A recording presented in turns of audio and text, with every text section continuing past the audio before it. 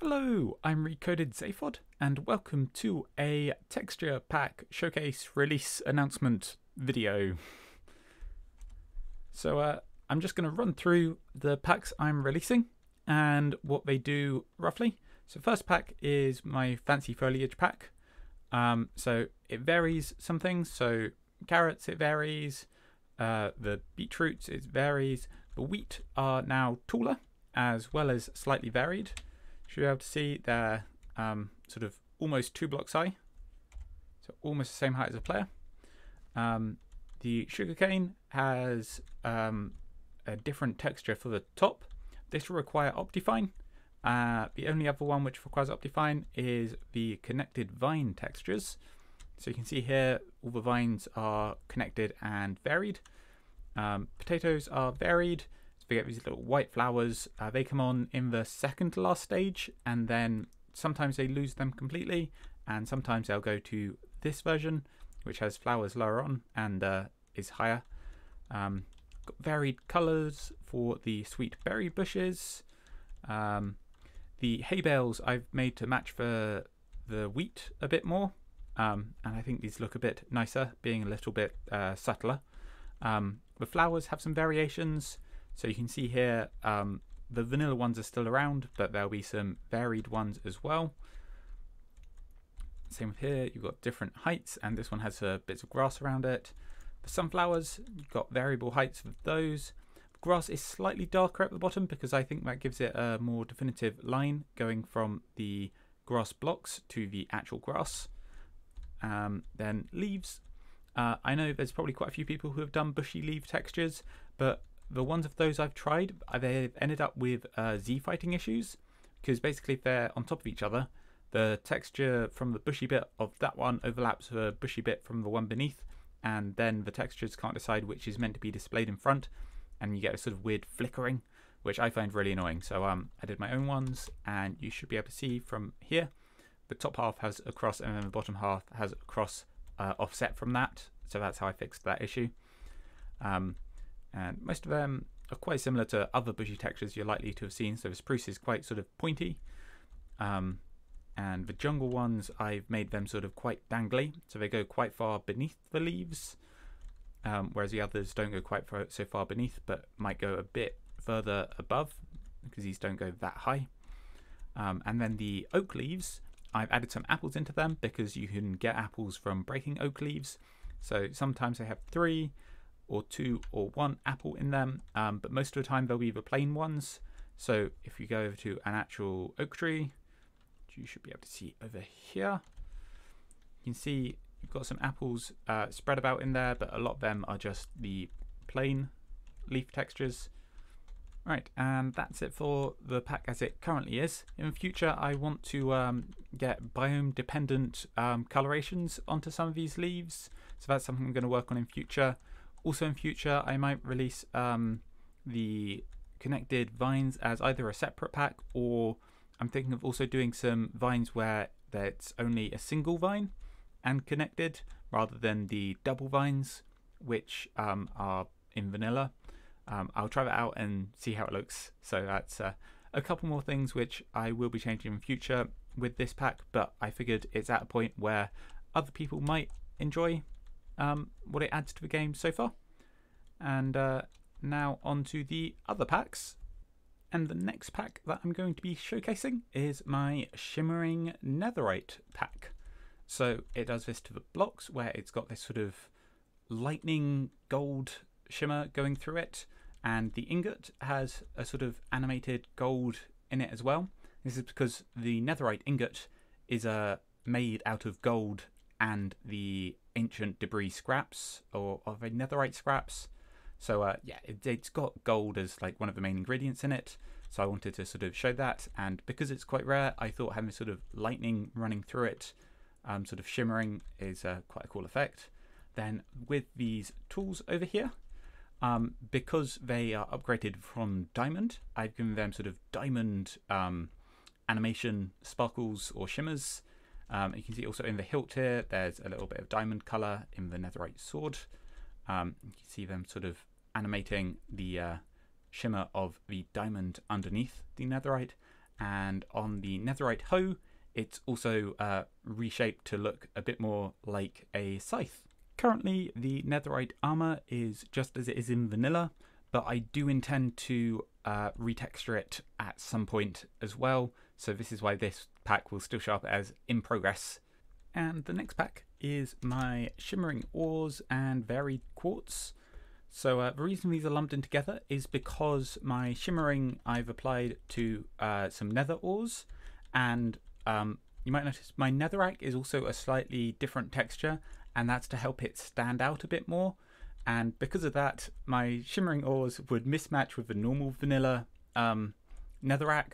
So I've also got the change of netherrack in there, as well as adjusted nylium sides and stuff like that to make it all fit together. As you can see, some of these ores are emissive, and they're all actually lightly animated. So you can see a sort of shimmer go across them. The less sort of expensive ores aren't necessarily emissive, but they've all got some animation across the ore part of their texture. You can see redstone also has it. If I wait for it to, there we go. And even the emissive textures have slight shimmering animations on them as well. And also the white is a little bit brighter in these quartz textures, because I was considering making them sort of shimmery as well, but making them emissive didn't work out, and yeah, just making them brighter did, which is also another reason I sort of included the varied quartz into this list, because if I'm making it brighter as part of the Shimmering Ores pack, then I might as well put the variation in at the same time. And this next pack is one that you might actually recognize, because it's an update to a pack that I put out before to easily show where will be spawnable for mobs due to the block light. So for this you need your smooth lighting off as before, and dynamic lights off. And I've actually adjusted the colours a bit based on some feedback that I had. So when the block light level switches from 8 down to 7, which is where it becomes spawnable for overworld mobs, it now goes red instead of green, because someone said green's not great if you're trying to use this on a grassy area, because it doesn't give enough of a distinction between where mobs can't spawn and where they can. But I then kept it similar at the end when it goes to block light 1 and then 0 with a band of blue around the edge. And in the nether, it has the green instead of the red, because of course netherrack is red. So you get the opposite problem in the nether. And the green actually starts at a higher level, because it starts at 11, which is for, I think it's the zombified piglins and blazes in fortresses. And yeah, basically a lot of nether mobs will use block light 11 to be able to spawn at instead of 7. But where it goes to 7, it goes to this blue, and then it goes to the dark blue at 1 and purple at 0. So purple looks a lot like the normal red, but if you see them sort of near each other, you should be able to tell which one's which, as they're actually quite different in colour. And also you can work it out from say where the green is, which is closer to the not spawnable at all, and the purple, which is yeah, absolutely 0 block light everywhere. And in the end, you should be able to see that it's using the same palette as the overworld, where it's going from 8 to 7 and going red, because that's for Endermen. They use the level 7 for their spawning rules. I'm going to point out that the spawnable light resource pack and the emissive part of the Shimmering Ores both require Optifine to function. And the next pack is my Pretty XP and Stuff pack. So some of the features require Optifine to work, but my XP has prettier colours, at least prettier in my opinion, and they're sort of more star-shaped. rather than round XP orbs. You should be able to see roughly what it looks like. Another thing that I've done is the trident. The tip is emissive, so you should see it glows slightly. And also with the trident, if it's in your offhand, it will show up as being on your back. This feature doesn't require Optifine, so yeah, when you're walking along, it does bob a little bit. And I will admit, it looks a little bit odd when you're swimming, because your arm sort of goes to weird places, and the trident's position is pinned to your arm's position. But yeah, and there's a couple of other things. One is in survival mode, the XP bar is a rainbow XP bar, which I know you can have other places, but I did my own. And that GUI change also changes the food to be pumpkins instead of random meat chops, which aren't actually in the game, which I thought was a little weird. So yeah, I changed it to pumpkins because I happen to quite like pumpkins. The number in the middle I've changed to yellow instead of being green, because my XP little orbs, they don't go through green, but they do go through yellow. So I figured making the text there yellow would make sense as well. Also, if we pop over to an end portal, and standing on the edge of this end portal, you can look in and see, instead of all the little dots which are usually flying around, there's little dragons which are flying around through the end portal.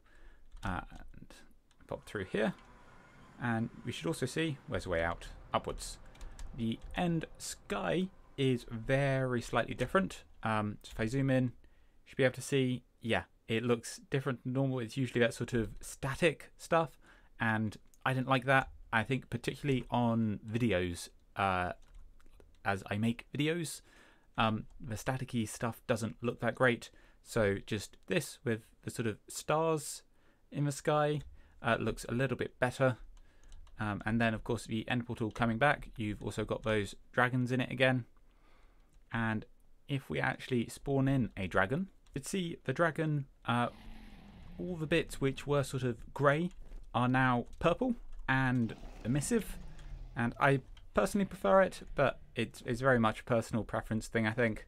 But the grey looked a bit boring, and I wanted it to be sort of glowing to match a sort of, it's a boss fight, so I thought it should be a bit grander and a bit prettier. So yeah, the Ender Dragon now glows along those bits like its spine, and they're sort of pinky purple.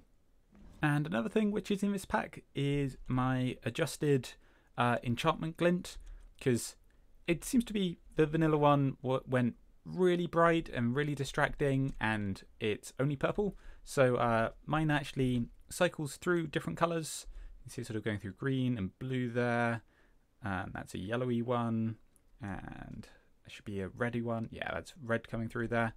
So you should see, yeah, it sort of cycles through different colours and isn't quite as in your face as the vanilla one is. And that's going to be all for this video.